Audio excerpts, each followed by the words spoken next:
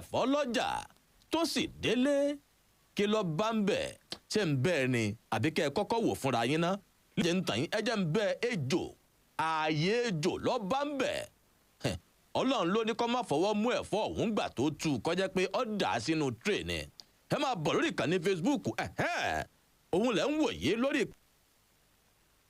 Careful. Kí ló ṣẹlẹ̀? It's a juvenile legless snake. Juvenile. Baby snake. Is it python? It's python baby snake. But I saw the head open. Why is he hiding? Guys, we need to be careful. See what I bought in the market. Snake. This thing is inside vegetable that I bought. And this woman carried it. She did not know she What? carried the snake. See what I bought, and came back with it in the house. We need to be very careful. This is python. This is a baby python. What? God is faithful. See it, everybody had to be very, very careful. Oh my goodness. It's a juvenile legless snake. Juvenile. Baby snake. Is it python? It's python baby snake. But I saw the head. kí lẹ́yìn náà rí inú ẹ̀fọ́ tí ẹ̀ ń wòye ẹ̀fọ́ úgú tí yàn ń yà á rà ó sì délé ǹjẹ́ kọjá apàrà báyìí ọlọ́run lọ yọ ọ́ pé kó má fọwọ́ jà ejò lọ bá ń bẹ̀ ààyè ní o bẹ́ẹ̀ bá ti ra nǹkan lọ́jà ẹ gbìyànjú àti yẹ̀ wò dáadáa ìyẹn ò bẹ́ẹ̀ mo fi ṣèfàrà wọlé ni ẹja lọ sí ìpínlẹ̀ Kwara ibi tó jẹ́ pé ìṣẹ̀lẹ̀ ìjínigbé ti wá di tọ́rọ́fọ́ kálé báyìí ẹ rí ngbà tí àwọn èèyàn bọ́ta lọ́sàn-án gangan àwọn obìnrin bọ́ta ń wò ọmọlúàbí pé lónìí sẹ́ẹ̀ àní gbà bí ìgbà téèyàn bá wo fíìmù ọjọ́ ọmọdé tí àwọn ọmọdé wá bọ́ta pẹ̀lú ewé pé ẹ wí fàlejò kọ́lọ̀ ẹ ti sására bàgbó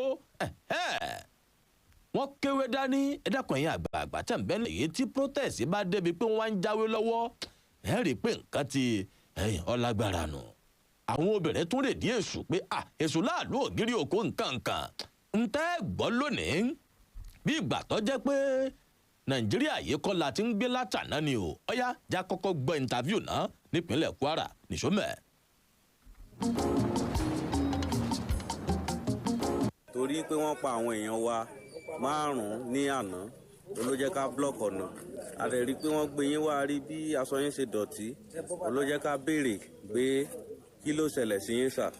wọ́n jí mi gbé láti 24 last month èmi àti ìyàwó brother mi so náà ti gbé wa sínú igbó tán dè wá mọ́lẹ̀ ṣé ni mẹ́ṣìn náà fi dè mí mọ́lẹ̀ so ìgbà tí a lò 10 days ìyàwó brother mi wọn dè mọ́lẹ̀ òun jábọ́ òun bọ́ lọ́wọ́ ó fẹsẹ̀ rìn lọ tí wọ́n gba 10 million fine ká tó release mi. 10.5 ló gbà lọ́wọ́ yẹn ká tó release yín ní alẹ́ yìí. àwọn èèyàn sì wà nù gbó ok sáàjọ dè wá mọ́lẹ̀ àwọn kan ò tí ì sanwó àwọn èèyàn pọ̀ gan. àwọn tó wà nù gbó yẹn máa tó mélòó báyìí.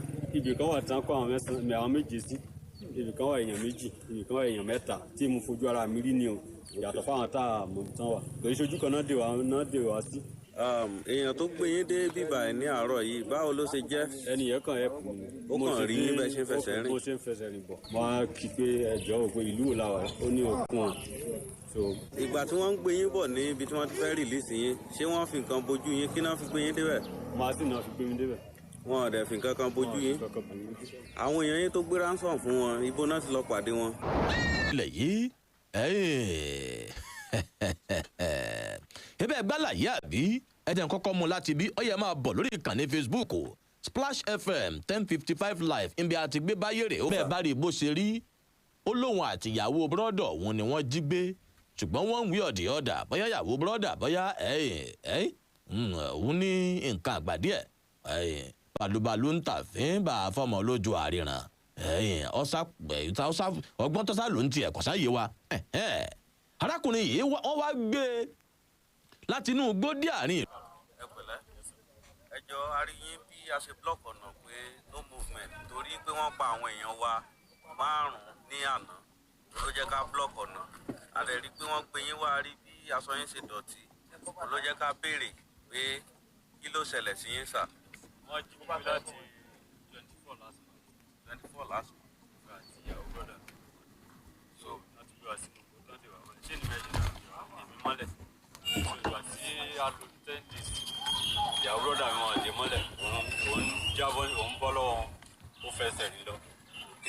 ṣé ń gbálà yọ ọkùnrin ọ̀hún lẹ̀ ń wò lórí ìkànnì Facebook yìí o wọ́n ti nà í ti ìtì. 10.5 ló gbà lọ́wọ́ yìí wọ́n tó rìlíìsì yín ní alẹ́ yìí. kì í mọ̀ náà lébi tó ti wá gan báyìí. sájọ tí wàá mọ́lẹ̀ àwọn kan ò tí ì sanwó àwọn èèyàn pọ̀ gan. àwọn tó wà nù gbó yẹn máa tó mélòó báyìí. ibì kan wà tí wọ́n kó àwọn méje sí ibì kan wà èèyàn méjì ibì kan wà èèyàn mẹ́ta tí mo fojú ara mi rí ni o yàtọ̀ fáwọn tá a bò tán wà pé ìṣojú kan náà dè wá sí bí ká dì fún àwa kan àwọn márùn kan láwà ní kan àwọn méje kan wà ní kan so àwọn mẹ́ta kan náà wà ní kan.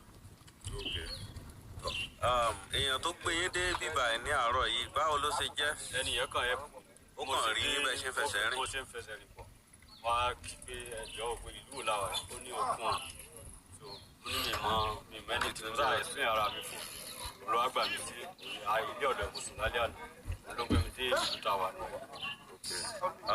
ìgbà tí wọ́n ń gbé yín bọ̀ ní ibi tí wọ́n ti fẹ́ rìlíìsì yín ṣé wọ́n fi nǹkan bojú yín kí náà fi gbé yín débẹ̀. màásì náà fi gbé mi débẹ̀.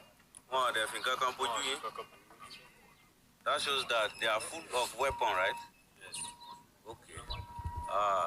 Báwo lẹ ṣe fẹ́ rìn báyìí ń lọ sí Òmùaran láàárọ̀ yìí? Òmùaran mọ̀ lọ báyìí. Àwọn èèyàn yín tó gbé ransom fún wọn ibo náà ti lọ pàdé wọn.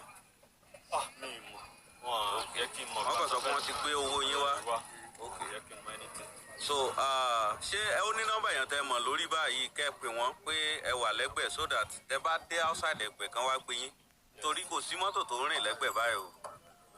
ìyún bẹ́ẹ̀ lápá abẹ̀hún ọ̀yá.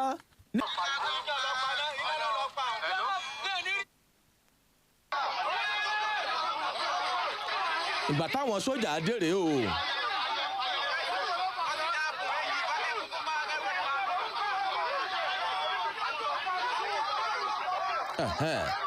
ẹ̀rọ kan àwọn sójà wọ́n ní wọ́n padà sẹ́yìn àwọn ọ̀gbà níṣẹ́.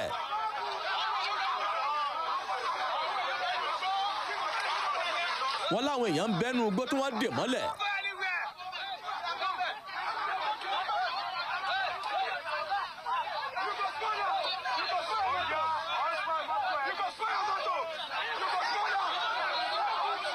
ṣé ń gbẹ́là yá àwọn èèyàn àwọn aráàlú ti bínú tán o wọ́n ti bínú tán.